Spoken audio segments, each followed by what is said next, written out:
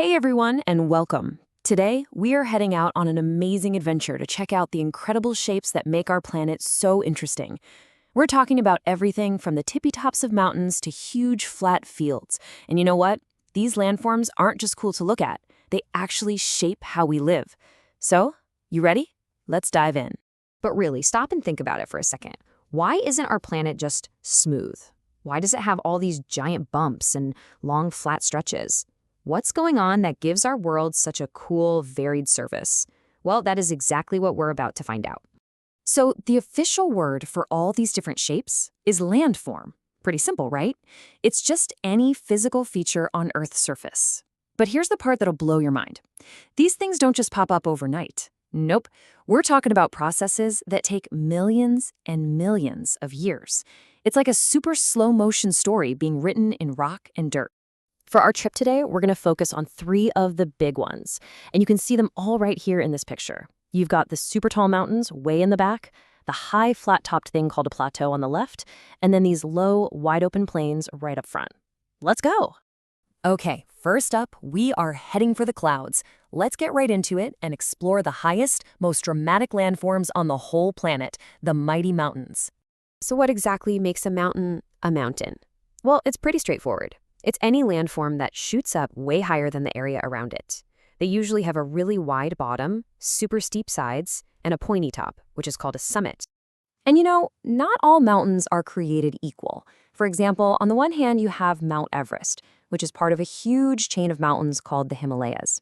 But then you have something totally different, like Mount Kilimanjaro in Africa, which is this massive mountain that just stands all by itself. So, you've probably noticed in pictures, right? The tops of really big mountains are almost always covered in white. What is that all about? Why don't we see that stuff down in the valleys? Well, it all comes down to a word called altitude, which is really just a fancy way of saying how high up you are. The higher you climb a mountain, the colder and colder the air gets. So when it's time for precipitation, water falling from the sky, it's so chilly up there that instead of rain, you get snow. It's that simple. And this image, wow, it really gives you a sense of just how different in size mountains can be. It actually layers some of the world's most famous peaks. You've got the Anamudi Peak from South India down near the bottom, and it just keeps climbing all the way up to that absolute giant, Mount Everest, right at the top. But hey, mountains are not just big, empty piles of rock. They are absolutely full of life. Animals have figured out incredible ways to live here. I mean, you could find amazing hunters, like the leopard, who's almost invisible, and the lynx, with these giant paws that work just like snowshoes to help it walk on snow. And there's more. Check out the yak, with that super thick, shaggy coat that keeps it warm even when it's freezing. And then there's the ibex. It's a type of wild goat that has unbelievable balance, letting it climb around on the steepest, most dangerous cliffs like it's just a walk in the park. You know, it's not just the animals that have adopted. People have too, in some really smart ways.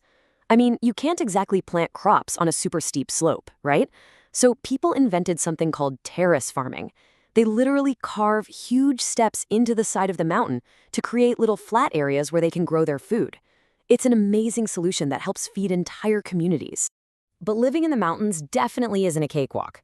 One of the biggest dangers is something called an avalanche. That's when a whole bunch of snow, ice, and rock suddenly breaks loose and comes crashing down the mountainside.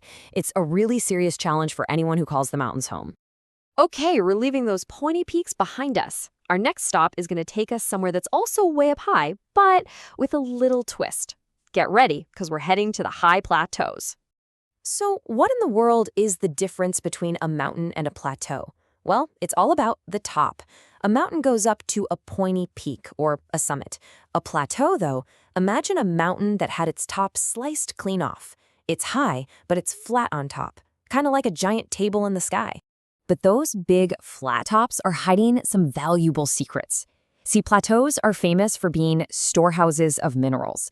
That means they're absolutely packed with useful stuff. For example, the Chota Nagpur Plateau in India has tons of iron and coal.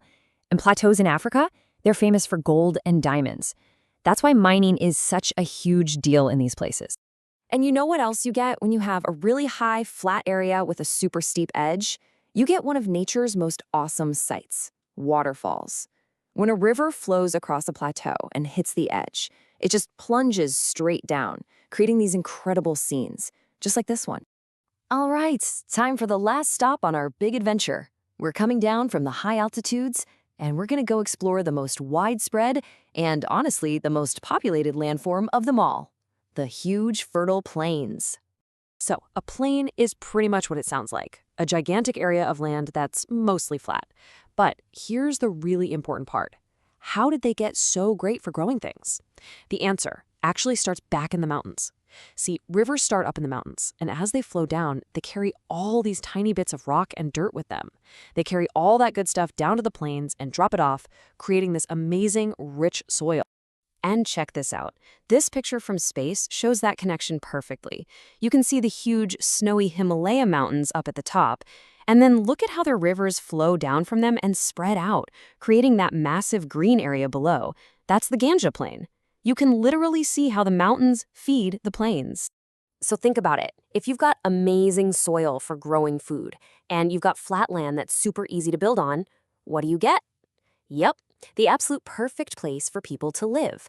And that's exactly why plains are the most crowded landforms on Earth. They're just ideal for farming and for building everything from small towns to giant cities. And when I say crowded, I mean it. Just how many people are we talking about? Look at this number, 40 crore, or 400 million. That's how many people live on just the Ganga Plain in India. To give you some perspective, that's more people than the entire population of the United States, all in that one area. It's just incredible. And that brings our journey to a close. We've climbed huge mountains, stood on top of high plateaus, and walked across massive plains. And I hope you've seen that these aren't just features on a map, they are the foundation of how and where all of us live our lives. This ancient quote, I think, says it all perfectly. We have this deep, unbreakable connection to the landforms of our world. They challenge us, they provide for us, and in the end, they're our home. So the next time you look outside, just ask yourself, what story is this land telling me? Thanks so much for exploring with me today.